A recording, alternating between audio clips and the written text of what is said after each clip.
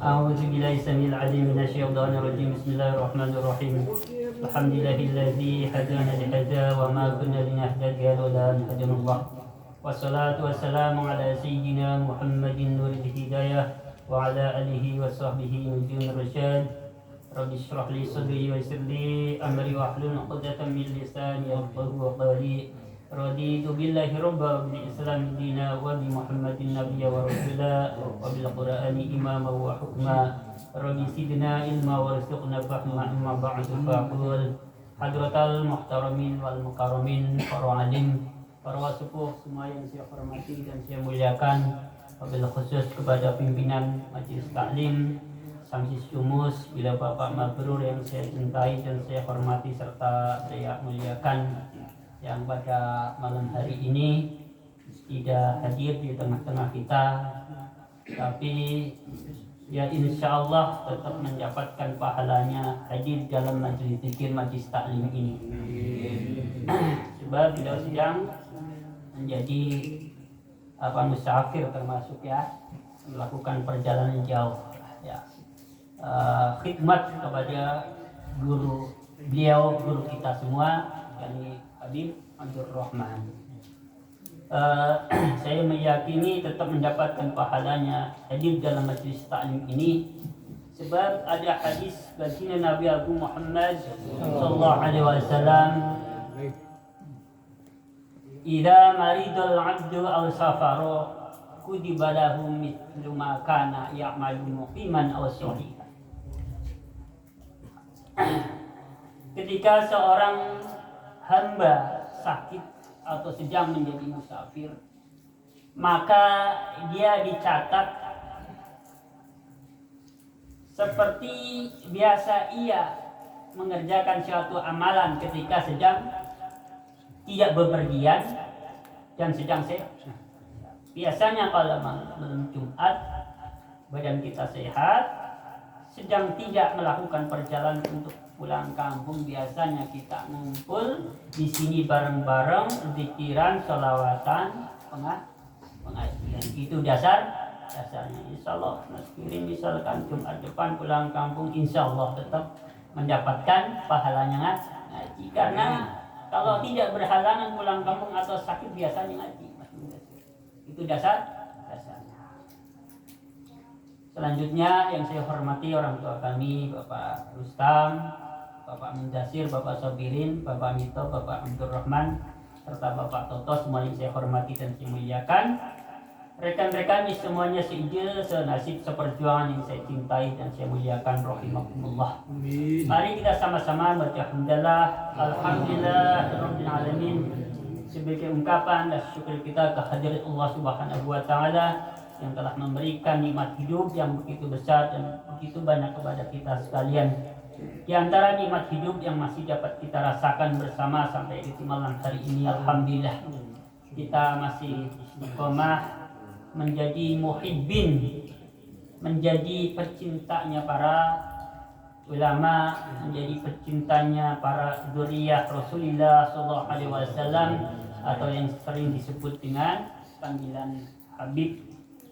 Walaupun kita sedang berada di tengah-tengah zaman di mana ada berita-berita yang tentu diakui atau tidak kadang membuat sedikit kurang nyaman di hati kita, terutama para muhibbin dzurriyyah Rasulullah sallallahu alaihi wasallam atau pecinta para habaib. Tetapi saya ya, bapak-bapak, mas-mas semuanya, sebagai santri yang memang dari awal dididik oleh kiai, dan kiai tidak hanya sekedar mendidik tetapi langsung mencontohkan bagaimana ya, untuk bisa mencintai para hamba serta memuliakan. Saya sering menyaksikan sendiri beliau al-Makhullah Sibahi Haji Abdullah Mas'ud begitu memuliakannya para hamba. Walaupun Habibnya ini masih muda, beliau kalau salaman, dia sudah sepuh mas, saat itu saya menjadi santrinya sudah sepuh. Tapi kalau ada Habib datang, salaman beliau sampai kayak yang itu di kan ada yang salaman sampai nusuk kita apa namanya, gambarannya sampai kayak gitu. Jadi kalau saya lihat itu tuh ya kayak gitu kurang lebih ya. Jadi apa artinya begitu tawadhunya beliau terhadap para sahabat, walaupun Habibnya ini masih muda. Itu yang pertama. Keduanya, beliau ini saking cintanya terhadap para Habib dan memuliakannya. Setiap ada Habib datang, ini nggak sebulan sekali, ganti-ganti Habib. Jadi setiap minggunya ada yang datang. Kadang 3 hari sekali udah ada yang datang lagi, ganti-ganti. Dari mana saja datang. Namanya di pesantren sering disuani Habib. Setiap kali Habib datang, pasti beliau ngasih sambut. Kok tahu saya? Karena saya santri yang saat itu menjadi abdi dalam, khidmat kepada beliau. Jadi kalau dalam pesantren menjadi abdi dalam atau yang menjadi pelayan bahasa yang mudah dipahami, itu ada bagiannya masing-masing. Ya, ada abdi dalam yang tugasnya mencuci pakaiannya kiai. Ini santri putra kalau pak kiai. Kalau ibu nyanyi tentu santri putra. Ada yang tugasnya jadi juru masak. Ada bagian. Ada yang tugasnya ini menghantar, mendampingi perjalanan kiai. Kalau kiai butuh pakai mobil, ada supirnya khusus, santri yang bisa mikir. Kalau santri mau melakukan perjalanan perlunya sekedar pakai motor, ada. Saat itu di era 90-an kan pilih-pilih orang bisa naik motor. Ya, ada santri yang spesial ya mengendari motor simbah kiai. Nah, ada yang santri khidmatnya dipanggil sama kiai untuk melayani tamu. Kalau ada tamu datang dipanggil, terus mengeluarkan suguhan. Nah, saya ini yang bagiannya tiap hari mesti ke dalam kiai karena saya mendampingi kiai saat kiai ke sawah dan ke ladang. Jadi kalau kiai tindakan baru saya libur tugas. Jadi hampir tiap hari saya ke sawah, ke ladang sama simbah kiai. Saya bawa pacul. Sampai sering diajakin sama teman-teman tiap hari ke sawah. Nah, jadi ketika beliau nggak punya samu ini sampai malam, siro gorek duit karo bocah santri kamu sama sampai segitunya. Sesonea awak aku adol gedang tak ganti. Besok kalau aku jual pisang, simbah kiai kan karangnya luas, banyak pohon pisangnya, sehari 2 hari 3 hari ganti biasa. Saat itu di era 90-an 10.000 20.000 mungkin sekarang berapa sampai segitu. Itu artinya kecintaannya guru saya terhadap para itu segitunya ya. Jadi saya sebagai santrinya berusaha semaksimal mungkin mencontoh, menirunya ya. Misalkan nggak punya apa-apa ya paling tidak mencintai ya, menghormati ya sebisanya, paling tidak begitu ya buat saya. Jadi artinya berita-berita yang sedang berkembang buat saya tidak terlalu berpengaruh, walaupun sedikit tentu ada rasa kurang nyaman di sini. Ketika muncul ada perasaan semacam itu, langsung saya tepis. Bagaimana cara saya menepisnya? Saya tetap memandang kealimannya dan kesolehannya tidak.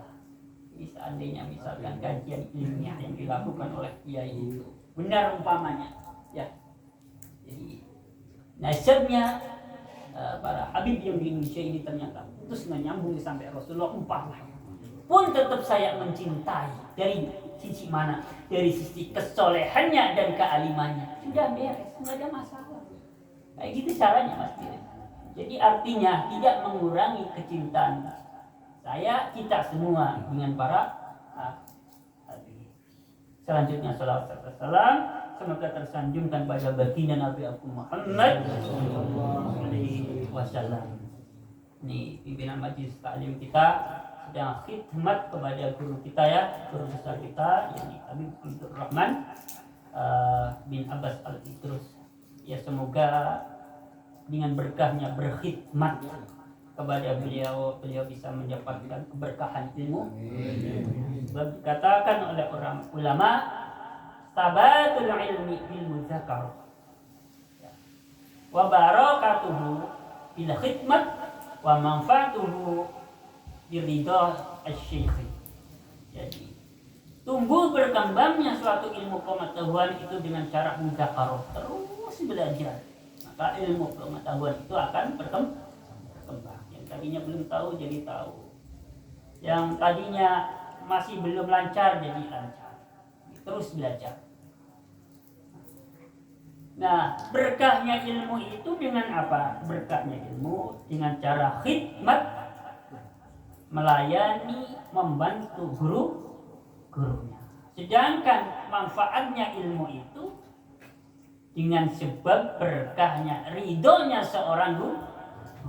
Jadi kita sebagai murid, sebagai santri mesti berusaha semaksimal mungkin untuk bisa mendapatkan keridhaan gurunya supaya ilmu kita bisa bermanfaat. Maka kemarin pas saya pulang kampung ada pertemuan alumni. Saya ngobrol sama senior saya. Ternyata nggak jauh dari saya itu ada kiai saya. Saya nampaknya agak kenceng ngobrolnya. Sama senior saya bilang gitu, Pak, saya tidak memperdulikan bagaimana keadaan hati kiai saya, guru saya terhadap saya. Tetapi yang saya perhatikan adalah bagaimana sikap saya terhadap guru saya. Artinya seandainya saya mengetahui bahwa guru saya tidak menyukai saya pun, insya Allah saya akan berusaha tetap mencintai guru saya. Rupanya guru dia mendengar langsung dia sambil senyum. Santriku lain cara berpikirnya. Ya umumnya santri kan orang senengi karo guru nih ya. Orang gelem medok. Tapi saya punya semboyan begitu, nampaknya dia mendengar. Sambil melihat noleh sambil senyum. Beda ini santriku yang ini ternyata.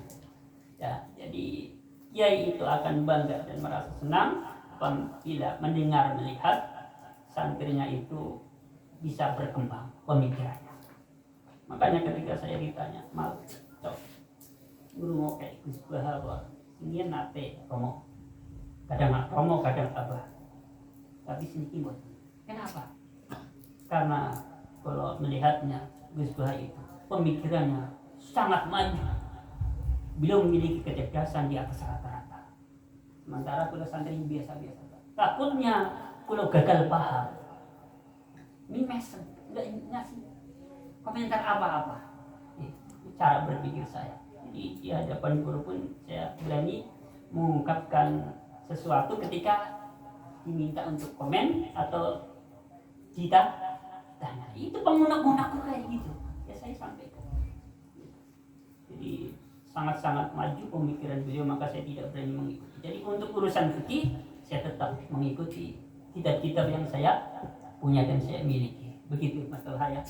Tapi bukan berarti apa istilahnya, pokoknya intinya saya merasa masih jauh sana lah, udahlah, daripada takut saya gagal paham. Gitu. Saudaraku rahimakumullah, semuanya saya hormati dan saya muliakan, ini sedikit cerita berkaitan dengan memuliakan tamu begini ya. Kita kan dari kedatangan tamu ini, hitung-hitung kita semua ini tuan rumah. Ya, saya akan menyampaikan tentang sebuah cerita atau hikayat. Saya mengambilnya dari kitab namanya Irsyadul Ibad.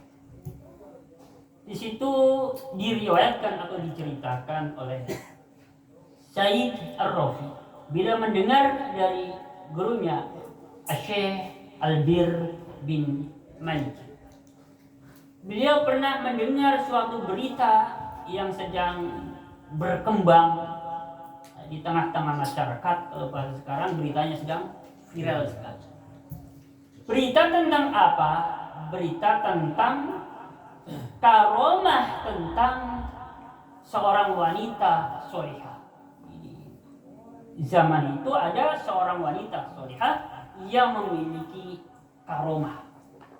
Apa karomah beliau? Karomah beliau memiliki seekor kambing yang ketika diperah bukan saja mengeluarkan air susu, tetapi mengeluarkan air susu yang air susu itu bercampur dengan madu. Ini karomah. Maka wanita solehah ini dijuluki Al-Fiddah, wanita perak. Ya, beliau Asy-Syaikh Albir ini tidak seperti biasanya mau mengunjungi seorang wanita. Tapi saat itu karena beliau merasa penasaran ya, dengan berita yang sedang berkembang di tengah-tengah masyarakat, maka beliau melakukan suatu perjalanan mencari di mana tempat seorang wanita ini tinggal. Lakukan perjalanan yang jauh, pendek kata, dicarinya. Setelah cari-cari informasi, diketahui rumahnya di mana. Sebelum sampai di rumahnya wanita solehah ini yang dijuluki Al-Fidah, terlebih dahulu beliau membeli gelas yang masih baru. Sampai di depan rumahnya, beliau salam, ngobrol-ngobrol sejenak. Kemudian beliau Asy-Syaikh Albir ini minta izin. Boleh saya minta izin untuk memerah kambing panjenengan, bahasa saya. Monggo silakan. Karena saya penasaran. Katanya panjenengan memiliki seekor kambing yang ketika diperah mengeluarkan air susu bercampur silakan. Kemudian diperah sendiri dengan gelas yang masih baru. Diperah. Setelah diperah, kemudian langsung dicicipi sendiri. Ternyata benar adanya bahwa susu yang dihasilkan dari anak kambing ini, kambing yang masih kecil ini, ternyata memiliki rasa yang sangat lezat bercampur Kemudian bertanya, wahai wanita solehah, bagaimana asal mula kambing ini? Wanita solehah ini bercerita, begini dulu saya memiliki seekor kambing yang kecil. Ketika datang hari lebaran, maka suamiku bilang padaku, aku potong kambing ini. Ya, lebaran, potong kambing. Tetapi aku melarang. Karena ini satu-satunya kekayaan kami berdua. Kami ini tergolong keluarga miskin, keluarga yang fakir. Satu-satunya kekayaan adalah satu ekor kambing. Saya melarang suamiku untuk memotong kambing satu ini. Gak lama kemudian datang tamu. Kemudian saya menyuruh suamiku, ini saatnya kita memotong kambing. Karena kita sudah diperintahkan untuk memuliakan tamu. Nah, satu-satunya yang kita miliki saat ini adalah kambing. Ya udah, potong saja. Kalau kambing ini dipotong, kambingnya kecil, kasihan sama anak-anak. Nanti kalau nggak kebagian gimana? Sementara ngelihat anak kita, ya udah, potong saja di luar pagar sana. Dipotong di luar pagar. Ternyata saat kambing sedang dipotong, loncat keluar dari pagar, masuk ke dapur. Sang istri mendengar kambing yang sedang dipotong sama suaminya ini loncat, penasaran. Lihat, keluar, ternyata menyaksikan suaminya ini sedang menguliti kambing. Ternyata tidak lepas. Ya. Wanita ini menceritakan kepada suaminya, wahai suamiku, bagaimana ini ceritanya? Engkau sedang menguliti kambing, sementara tadi ada anak kambing masuk ke dapur. Suaminya yang soleh ini kemudian menjawabnya, mungkin Allah telah menggantikannya dengan kambing yang lebih bagus lagi. Karena satu-satunya yang kita miliki, kambing ini kita potong untuk memuliakan. Ceritanya begitu. Jadi rupanya kambing ini adalah, kalau bahasa gampangnya lah, kambing ajaib yang didatangkan oleh Allah Subhanahu wa Ta'ala secara langsung. Gak tahu itu caranya bagaimana. Yang jelas saat kambing yang dimiliki dipotong, kok ada kambing datang masuk ke dapur. Kambing ini dia potong tetap ya dimasak untuk menjamu tamu. Artinya ketika kita memuliakan tamu, insya Allah akan diganti dengan balasan yang berlipat ganda oleh Allah Subhanahu wa Ta'ala. Di dunia sudah diganti. Begitu ya. Saudaraku rahimakumullah, semua yang saya hormati dan saya muliakan, semoga semuanya yang telah memuliakan tamu kita rezekinya dilonggarkan oleh Allah Subhanahu wa Ta'ala. Apabila sedang memiliki kesulitan dalam hidup, apapun kesulitannya, semoga diberikan jalan keluar oleh Allah Subhanahu wa Ta'ala. di dalam cara kita khidmat kepada guru tentu sesuai dengan kemampuan kita masing-masing ya. Seperti tadi cerita di pesantren, ada yang bisanya naik sepeda motor antar kiainya pakai motor, ada yang kebetulan bisa nyupir, ada yang bisa cuma ke sawah, nggak apa-apa, ke sawah ya. Ada yang bisa nyuciin baju kiainya. Itu cara khidmatnya santri terhadap kiai. Saudaraku rahimakumullah, semua yang saya hormati dan saya muliakan, mari kita lanjutkan pengajian kita dalam ilmu fikih. Sekarang kita memasuki rukun sholat yang terakhir. Ini rukun sholat yang ke-18. Saya bacakan dulu materi.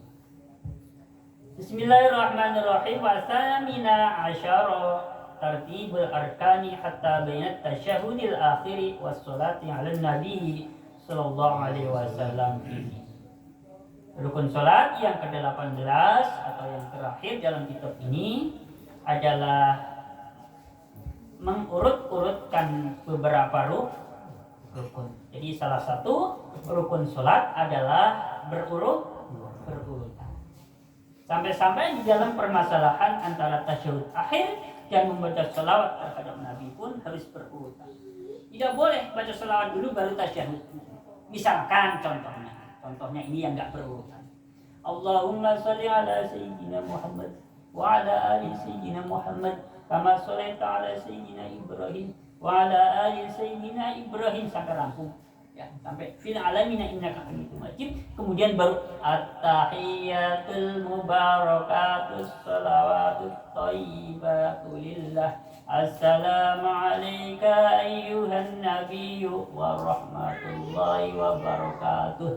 Assalamu alayna wa ala ibadillahis shalihin. Asyhadu an la ilaha illallah wa asyhadu anna Muhammadar Rasulullah. Ini namanya tidak tartib. Harusnya tasyahud dulu baru dilanjutkan dengan membaca salat. Atau contohnya lagi yang tidak tertib adalah misalkan kan takbiratul ihram dulu sebelum membaca suratul Fatihah. Ini dibalik, membaca suratul Fatihah dulu baru takbiratul ihram umpamanya. Namanya juga tidak tertib. Atau misalnya ya, sebelum takbiratul ihram, sebelum membaca surat Fatihah sudah rukuk dulu. Ruku berdiri membaca surat Fatihah umpamanya. Pokoknya intinya yang namanya tidak tertib itu tidak berurutan ya, dibalik atau ngacak lah, namanya tidak tertib. Maka cara yang seperti ini tidak dibenarkan dalam masalah aturan sholat. Ini yang saya sampaikan pada pertemuan kali ini. Ini masalah ini sudah selesai ya. Ya selesai. Saya lanjutkan. Nanti gampang kalau misalkan ada yang masih kurang jelas boleh disampaikan biar insya Allah saya pertegas lagi. Selanjutnya.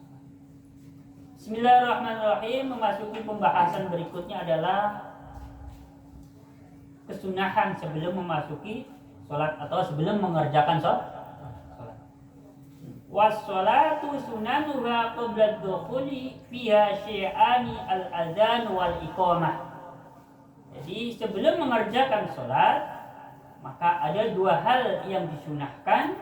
Yang pertama azan, yang kedua iqamah. Lafaznya sudah hafal, sudah familiar sekali di telinga kita semua sudah hafal. Jadi hal-hal yang disunahkan sebelum memasuki sholat itu ada dua. Pertama azan, kedua iqamah. Kemudian azan dan iqamah ini berlaku untuk sholat fardu saja atau bagaimana? Ya. Azan atau iqamah ini utamanya untuk sholat fardu, sholat 5 waktu termasuk sholat Jumat. Tapi ada tambahan lagi, termasuk sholat sunnah yang di situ disunahkan untuk mengerjakan secara berjamaah. Contohnya apa? Salat Idul Fitri, salat Idul Adha, apalagi salat-salat yang disunahkan mengerjakannya secara berjamaah. Tetapi bukan salat jenazah. Ini dikecualikan ya. Langsung saya ini dulu ya. Langsung saya kecualikan salat-salat yang lain. Istisqa misalkan ya. Itu juga salat sunnah yang disunahkan mengerjakan secara berjamaah. Ya disunahkan adzan dan iqamah. Ada yang perlu ditanyakan. Pertama masalah berkaitan dengan rukun salat, kemudian berkaitan dengan adzan dan iqamah. Ada enggak?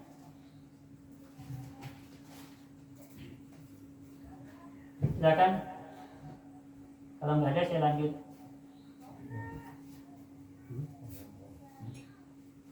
Ya. Ini ada masalah.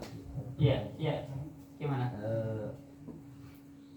Jadi imam belum tahiyat awal terus berdiri terus diingatkan sama ceramah subhanallah itu langsung turun lagi atau gimana kalau kejadian itu? Begini. Jadi kalau kelupaan ini kan masalah tasyahud awal ini kan sunnah ya, sunnah. Tetapi ini masuk sunat adonat yang artinya apabila ketinggalan nanti harus ditambal dengan sujud sahwi. Itu dalam mazhab kita ya. Jadi kalau kelupaan tapi ingatnya sudah condong ke atau mendekati ke posisi berdiri, maka lanjutkan saja ya, lanjutkan saja, terkecuali masih mendekati dengan posisi duduk. Jadi artinya walaupun sudah mulai ada pergerakan tapi belum nolong istilahnya. Diibaratkan orang mau pergi ya, ingat ada barang yang lupa, mau balik ke rumah belum kejar tujuan, itu gambarnya kayak gitu. Tapi kalau sudah mendekati atau condong pada posisi berdiri, maka teruskan saja. Tetapi nanti ketika menjelang salam ditambal dengan cara sujud sahwi. Tidak jelas ya, Mas Umar? Ya, tapi sama yang kemarin yang lupa kulit ya. Iya. Posisi makmum kan mengikuti keadaan imam. Yang boleh bagi makmum menyelisihi keadaan imam. Kaidahnya kan seorang makmum mengikuti segala gerakan imam. Tapi ada hal-hal yang boleh makmum menyelisihi keadaan imam. Apa itu? Ketika imamnya tidak melakukan duduk istirahat, maka makmum boleh melakukannya sekalipun imamnya tidak duduk istirahat. Jelas? Ya. Tapi kalau tadi ya terus saja. Yang masalah tadi imamnya kelupaan tasyahud awal, itu dilanjut. Udah? Ya ikut, nanti ngikutin. Memang posisinya kan sebagai makmum ya. Walaupun tadi ada masalah lain yang boleh menyelisih keadaan imam. Di antaranya apabila imam tidak duduk istirahat. Ini pernah kejadian ada lagi. Jadi imam itu lagi tahiyat, iya, tapi dia itu enggak salam, assalamualaikum, jadi jamaahnya nungguin bingung.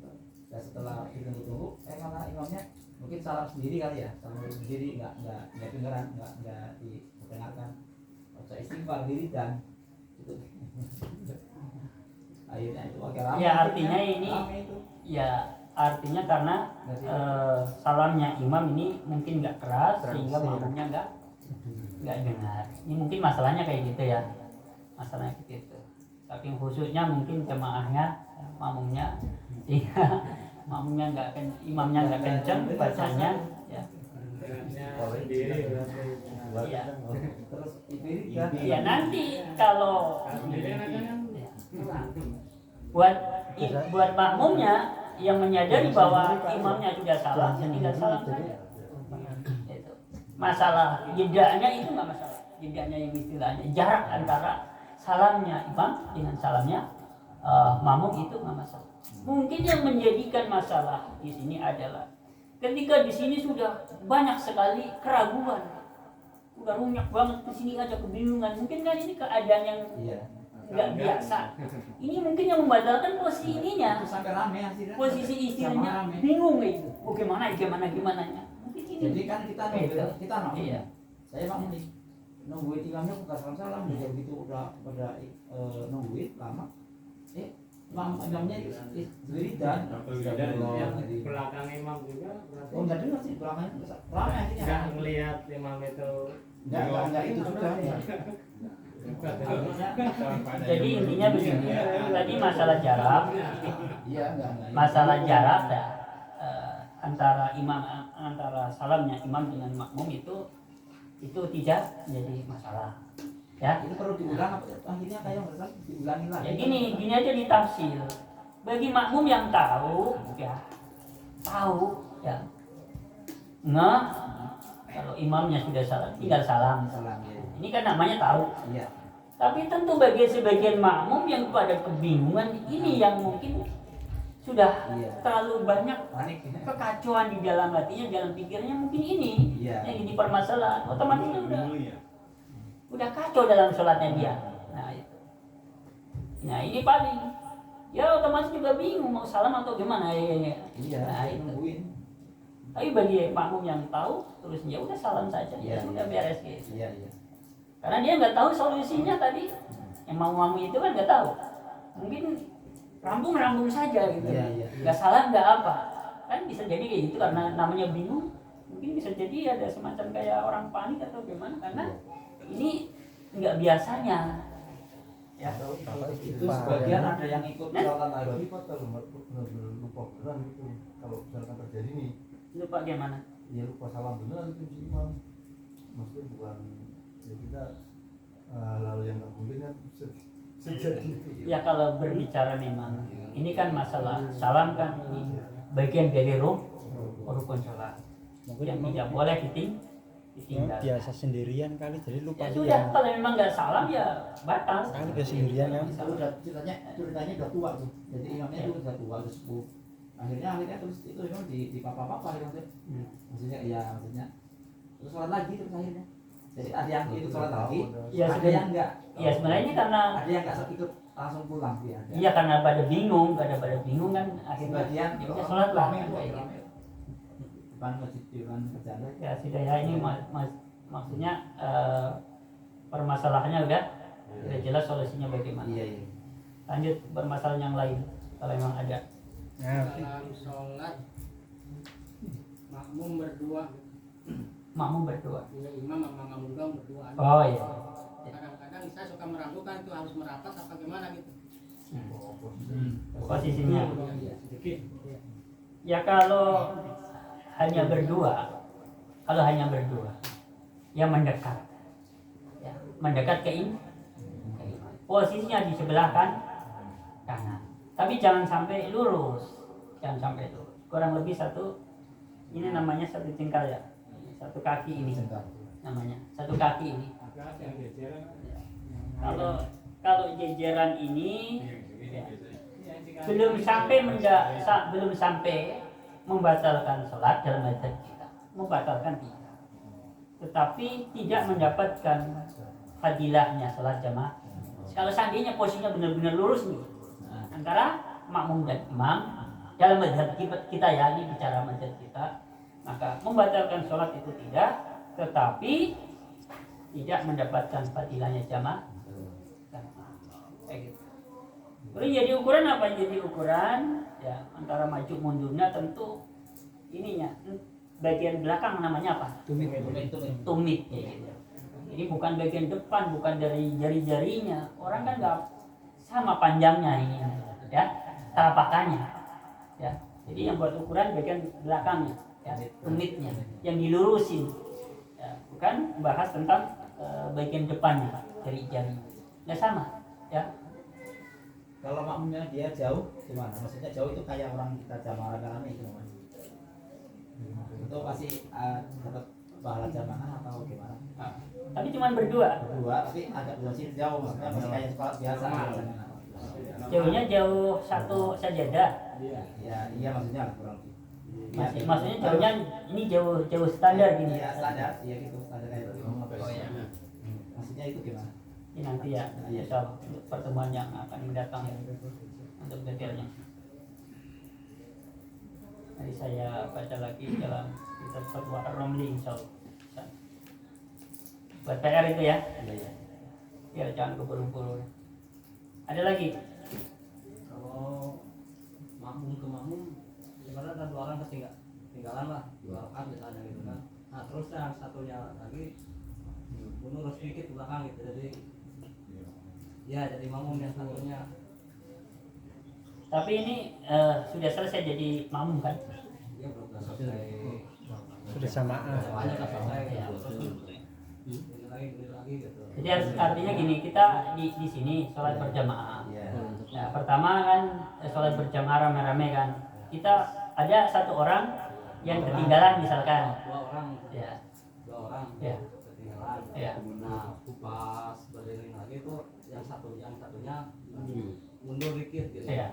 Mundur gitu. Jadi makmum lagi ke makmum yang itu gitu. Makmum lagi kepada yang satunya. Ya. Itu diperbolehkan cara semacam itu. Banyak. Tapi harus tentu untuk imam kan nggak harus niat jadi imam. Tapi untuk makmum harus niat. Ya. Jadi istilahnya yang penting ini udah putus dengan Dengan jamaah yang pertama. Ya. Posisinya sudah tidak lagi menjadi makmum ke imam yang pertama. Posisinya istilahnya sudah selesai berjamaah ke yang pertama itu. Berarti bisa nyambung gitu. Makmum 2 kali berarti ya? Yang mana? Makmum 2 Jadi kali.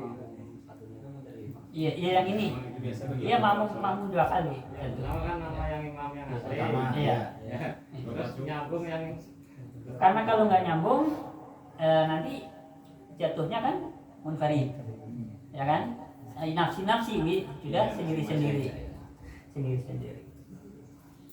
Di situ Awal aja berarti ya. Niatnya. niat apa? Niat makmumnya itu nggak ada tambahan berarti kan. Ya tadi di awal kan memang di awal kita sholat jamaah sudah niat, ya niat makmum tadi ya. ini yang masalah ada nama iqamah itu kesunahannya itu setiap waktu apa tepat waktu? Pas setiap waktu gitu. Artinya setiap waktu bagaimana? Maksudnya Tepat waktu bagaimana? kadang maksudnya? kadang kan telat misalkan Misalkan masuk waktu isya jam 7. Nah, jam 7 kita sholat misalnya jam 3 apa jam 2 gitu misalnya. Itu sunnah. Tiap Itu ada apa komat gitu. Jadi begini.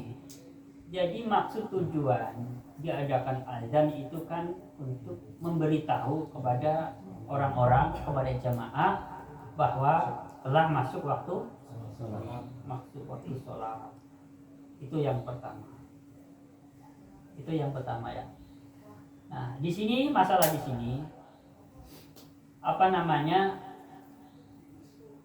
kita kadang-kadang kan sholat itu ada jadwalnya. Misalkan di tempat kerja sholatnya di jam 4 aja udah kompak kayak gitu, ya kan? Ya kompak. Jadi di sini dari satu sisi azan itu memang untuk bertanda masuknya waktu sholat, tapi di satu sisi bertanda bahwa sholat jamaah itu akan diselenggarakan. Jadi tetap mendapatkan kesunahannya azan. Begitu ya. Jadi nggak misalkan sholat zuhur masuk sholat zuhur jam 12 karena kita sholatnya jam 1 itu udah nggak usah adzan misalkan. Enggak kayak gitu. Karena memang fungsinya yang pertama untuk memberitahu tentang masuknya waktu sholat, yang kedua juga fungsinya sebagai memberitahukan kepada para calon jamaah atau mengharapkan adanya orang yang mau berjamaah bahwa ini akan diadakan sholat berjamaah. Nah, kesunahan ini juga begini, misalkan kita posisi di sini sudah diadakan sholat berjamaah, sementara kita nggak ikut umpamanya, itu juga masih disunatkan. Di sini kan biasanya diadakan sholat berjamaah. Sementara misalkan saya yang datang belakangan, tahu kalau di sini sudah selesai jamaah. Tetapi karena saya tahu di sini banyak orang, saya mengadakan adzan itu dengan maksud berharap supaya kalau ada orang yang belum sholat berjamaah, ini bisa sholat bareng sama saya. Ini juga masuk kategori disunatkan adzan. Jadi sampai segitunya maksudnya kesunahannya. Jadi nggak mentang-mentang tadi misalkan sholat isya udah adzan ya udah. Ini misalkan saya tahu di sini sudah sholat berjamaah, tapi saya datang belakangan, tetapi saya meyakini nanti kalau saya adzan ini bakal ada yang nyusul nih, ini juga bisa. Ya, artinya mendapatkan kesunahan adzan. Udah ya? Apalagi? Seringnya itu komat doang ya kan. Ya mungkin begini ya, mungkin cari simpelnya saja kali. Kadang-kadang ngerasa dipandangnya ya, kadang-kadang memang bicara kesunahan, kadang-kadang cari ringkesnya yang jelas kayak gitu kebanyakan.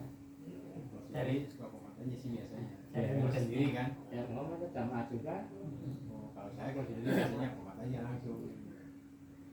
Sendiri marah-marah. Apalagi kalau posisi sudah seperti itu, kadang-kadang kan ada rasa keburu-buru juga, ya udah komat aja lah kan kayak gitu. Sebenarnya masalahnya itu. Jadi kadang-kadang apa yang terjadi itu tidak persis apa yang ada dalam ilmu fikih. Memang itu bukan suatu pelanggaran, memang bukan ya. Artinya cuma sekedar iqomah itu istilahnya menyalahi itu tidak. Tapi kadang-kadang yang saya alami kan seringkali ngambil yang singkat-singkatnya saja, yang pendek-pendek saja kan kayak gitu. Ya, saya mengukur diri sendiri saja ini. Ini bukan berbicara masalah ini menyelisih atau tidak, itu ada aturannya atau tidak. Memang seringnya begitu. Ya, saya mengukur diri sendiri saja. Ya, nah. Iya, itu dilakukan pasti ada orang yang misalkan terjadi Dan lagi. Kalau gini Ustaz dengar adzan dari luar nih. Iya. Nah, kita di sini langsung aja komat gitu gimana gitu. Nggak usah adzan misalkan di sini. Karena sendiri jarang ya dengan aja dari luar kan kenceng udah adzan udah masuk sholat. Iya. Sholat sendirian langsung komat aja itu. Yang ada di mana? Di sini apa di sana? Di sini kan ramai Nah, teriak. di musala-musala lain. Musala lain kenceng gitu. Nah, kita langsung sholat sendiri, nggak adzan, langsung aja komat gitu. Sendiri karena nggak ada orang itu. Karena nggak ada orang. Iya sendiri aja langsung. Gitu. Jadi seperti menganggap udah terwakili dengan adzan yang di sana kayak gitu. Iya. Kita itu sholat di sini itu ada sholat jamaah atau sholat sendiri? Bukan. Ya kadang-kadang kan kalau awas sendirian gitu ya. Iya. Jamaah cuma maghrib aja. Ada yang dua orang gitu. Ya tinggal ketemunya aja kalau ketemu. Ya begini Mas Dedi. Ya kalau yang di adzan yang di musala sana yang dapat pahalanya yang di sana. Ya. Ini masalah bicara kesunahan ya.